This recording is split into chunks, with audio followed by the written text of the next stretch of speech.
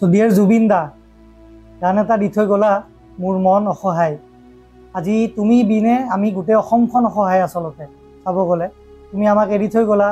আৰু এটা এনুকা বস্তু দি থৈ গলা যোনটো আমাৰ লগত চাগে উৰেটো জীৱন আৰু থাকি যাব এই গানটো আজি ৰিলিজ হল জুবিন দাৰ সম্ভৱ শেষ গানো হ'ব পাৰে আমি আৰু যদি কিবা গান গাইছে ক'ব নোৱাৰো এতিয়াতে একদম নহয় তো জাস্ট এটা টিজাৰ টাইপ থেকে ৰিলিজ কৰিছে কাৰণ যেহেতু বেছি দিন নাই কোনো লগিনে আৰু ইন্টাৰেস্টিংলি মানে গানটোৰ হাইপ মানে অল ইন্ডিয়া লেভেলৰ ইউটিউবত 2 নম্বৰত আছে 3 নম্বৰত আছিল এতিয়া 2 নম্বৰ আহি গ'ল এইটোৱে তো মানে কেনেকুৱা হাইপ এটা উঠিছে মানুহৰ মানে আচৰিত আৰু প্লাছ জুবিন দা মানে কি দি থৈ গ'ল আমাক মানে লাষ্টত মানে কেনেকুৱা এখন মানে একদম আনপ্ৰেডিক্টেবল মুভি এখন দি থৈ গ'ল মানে এনেকুৱা ৰূপতে দেখাম জুবিন দা আকৌ জুবিন দা নাই যোনটো মানুহ নাই এনেকুৱা ৰূপত দেখাম মানে একদম আনএক্সপেক্টেড মানে আৰু অসমীয়া চিনেমাৰ জগতৰ মানে কি ক'ম আৰু এক্সপেৰিমেণ্টেল আপুনি জিনিয়াছ আছিল মানে এইটো একটা যিটো আপুনি মানে আমি যিটো দেখা পালো ন গানৰ মানে কি ক'ম আৰু শব্দ নাই গানটোত চিনেমেটোগ্ৰাফি হওক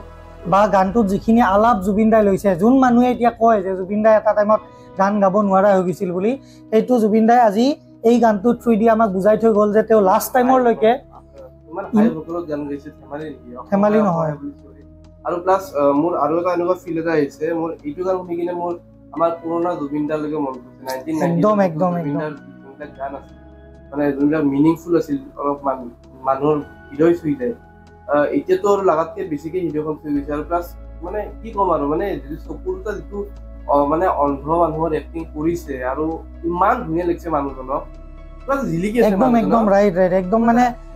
গ্লোৰ এটা বেলেগ ডেফিনিশ্যন বুজাই দিছে এনেকুৱা টাইপ লাগিছে মানে কি ক'ম মানে একদম মানে এখন চিনেমাখন আমি ৰিলিজ হোৱাৰ পিছত আমি চাই কিনে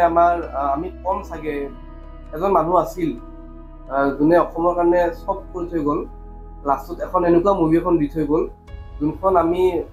কল্পনাও কৰা নাছিলোঁ যে জুবিন দাই মানে নিজৰ সীমা অতিক্ৰম কৰি কিনে মেথড এক্টিং কৰিছে মানে নিজকে মানে বহুত কষ্ট কৰিছে এই ৰোলটোত মানে অন্ধ হোৱাটো ইমান ইজি নহয় কিমান মানে মানুহজনে যে এক্সপেৰিমেণ্ট কৰিবৰ কাৰণে যে ভয় কৰা নাছিল এই বস্তুটো মানে বুজাই থৈ গ'ল আমাক তেখেতে কৈ থাকে যে গানৰ কোনো ভাষা নাই গানৰ কোনো বেৰিয়াৰ নাই গান বৈ যাব নদীৰ দৰে সাগৰৰ দৰে বৈ যাব লাগে তো তেখেতে সেই গানৰ পৰা বস্তুটো মুভিটো দেখাই দিলে যে মানে মুভিৰো কোনো একো সীমা নাই মানে যি মন মানে এডাপ্ট কৰিলে হ'ল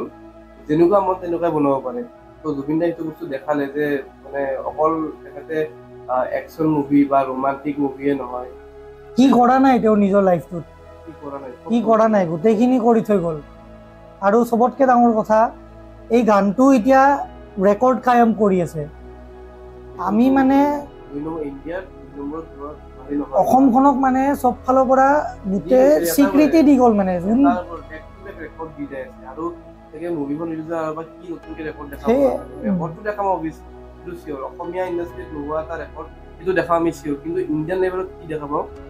বাহিৰা যোনবিলাক মানুহে অসমক চাগে জানাও নাছিল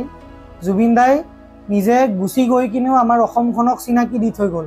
যে চা মই এইখন অসমৰ মানুহ আছিলোঁ সেয়া আৰু গানটো আজি দেখি কিনে আৰু এবাৰ আমি মানে কি ক'ম আৰু অশ্ৰুসিক্ত মানে হেৰি হৈ গৈছে আমাৰ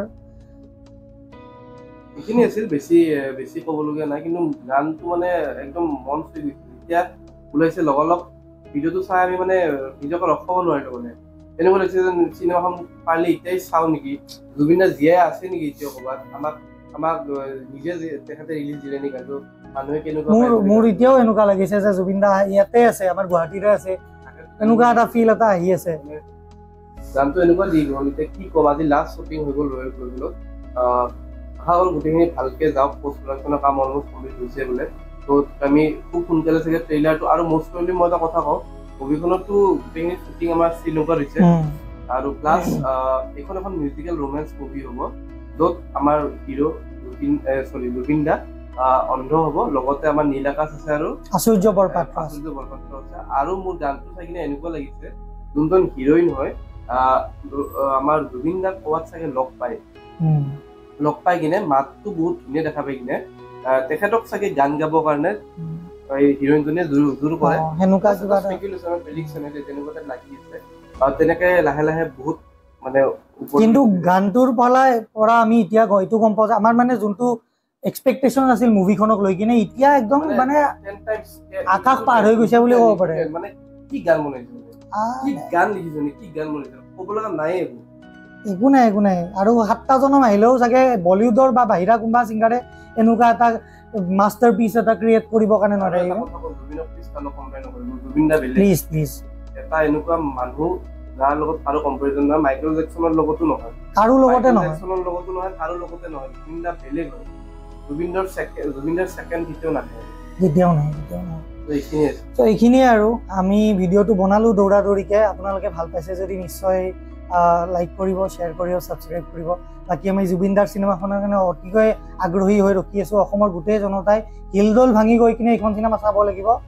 আমি কোনো এৰি নিদিওঁ এইখন চিনেমা, আৰু এইটো আমাৰ জুবিন দাৰ কাৰণে মৰমৰ এটা উপহাৰ হ'ব, শেষ উপহাৰ হ'ব বুলি মই ভাবোঁ। আৰু এইখিনি আৰু ধন্যবাদ, আহিছোঁ আজিৰ কাৰণে, গুড বাই।